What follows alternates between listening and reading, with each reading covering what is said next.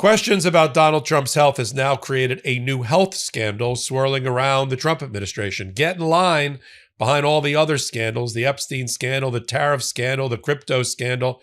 But the health scandal is one that could literally take him out.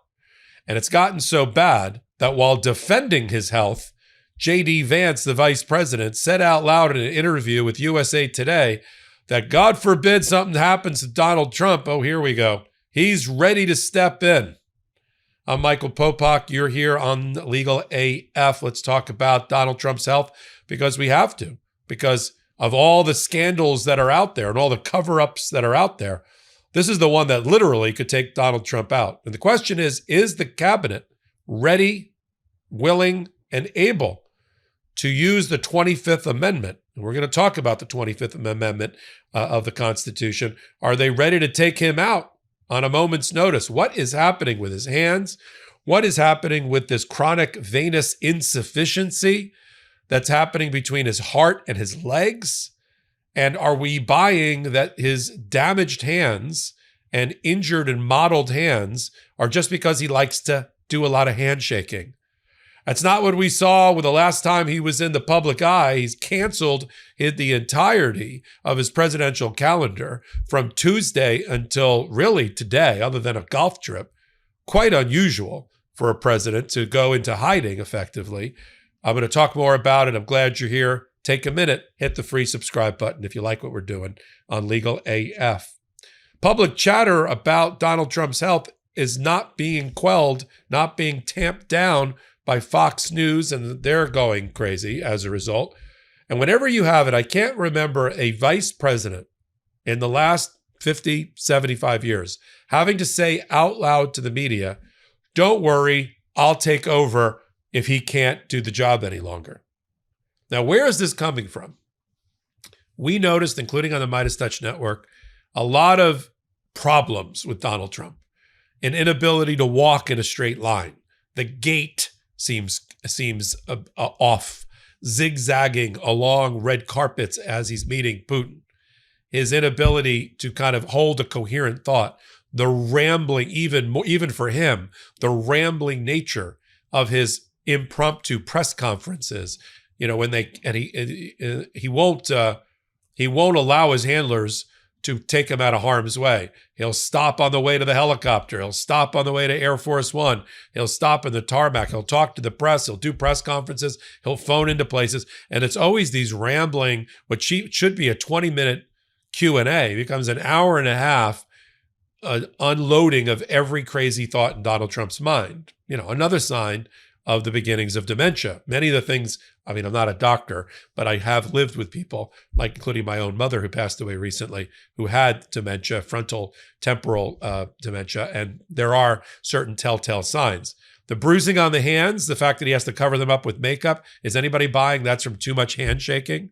Now finally, we don't get his medical records ever. We don't get a clean bill of health from any of his doctors around him, but we find out through because they had to disclose something, that he has chronic venous insufficiency, or CVI. Now, that's when the blood flow between the legs and the heart is disrupted. You know, the circulation system is not happening properly, leading to swelling in the hands, the feet, the extremities. Okay, that's one level of symptoms that we're watching, but that doesn't explain all the other things that we're observing, both mental and physical, about him. And the fact that he just took off, you know, and he fights back by saying in his social media post, it's not fair. Biden didn't get attacked for him being off, schedule. Or yes, he did, by the way. The press dutifully reported when Biden took time off, when he went and played golf, or he fell off his bicycle, or whatever it was. So that it's not a two-tiered journalism attack on Donald Trump. One for Donald Trump and one for Joe Biden. That's not helping. And then he holds this cabinet meeting on Tuesday, which got a lot of publicity. And Midas Touch, my partners on Legal AF, they did a great, now viral clip of all of the cabinet members. Apparently they pulled this cabinet meeting together just to praise dear leader, sort of like we're in one of the North Korea or China Let's play the clip of the only other thing on his calendar officially Tuesday was this bootlicking and brown nosing by his cabinet. Let's go and play that. And you can see, before we play it, you can see they're trying to bolster him in the public eye as being some sort of virile Superman to counter the health attacks. This was all scripted. Let's watch the clip.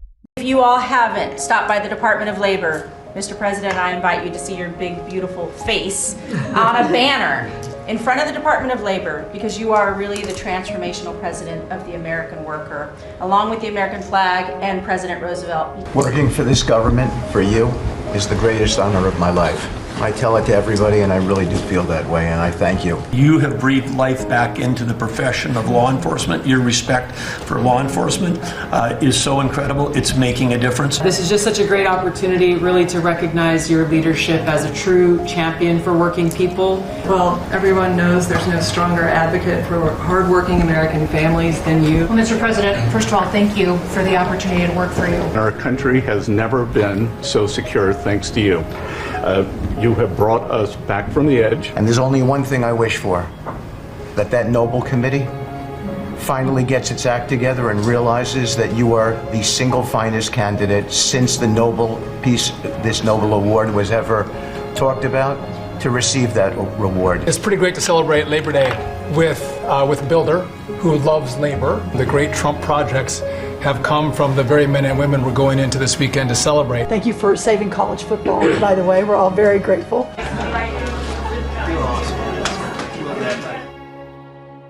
So now let's turn to the 25th Amendment. Once again, how many times do we have to talk about the 25th Amendment? There are 15 what we call executive officers or members, official members of Donald Trump's cabinet or any president's cabinet.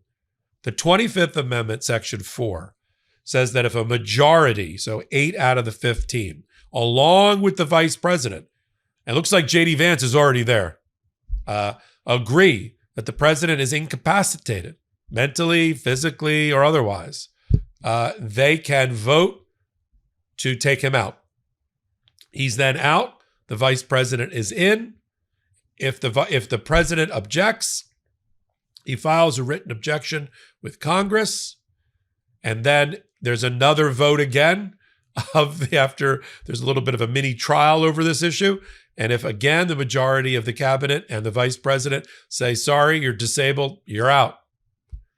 And now, so of the 15, just to give people a reminder here, you got the Secretary of State, the Secretaries of State, Treasury, Defense, Agriculture, Interior, Commerce, Health and Human Services, Housing and Urban Development, Energy, the VA, you've got the